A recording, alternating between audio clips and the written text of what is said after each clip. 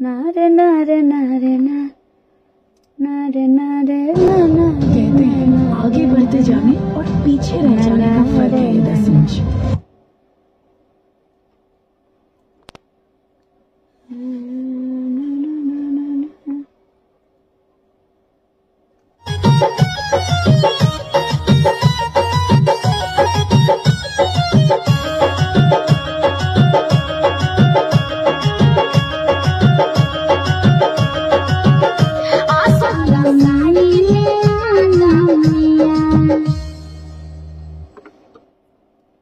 तो ये गाना जो सुन रहे थे देवघर घुमा दी पिया, ये मेरे चैनल से अंतरा सिंह प्रियंका ऑफिशियल से,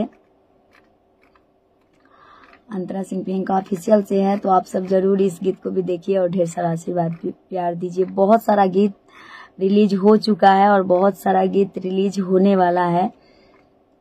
आप सब ढेर सारा आशीर्वाद प्यार दीजिए। रौनक जी, धन्यवाद रौनक जी।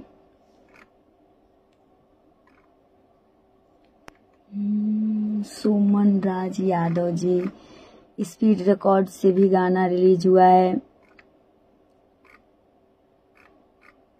बाबा मुझको हस्बैंड चाहिए, वो गीत भी बहुत सुंदर है, बहुत अच्छा वीडियो भी है उसका, वो गीत भी सुनिए। हर टाइप का गीत आप सब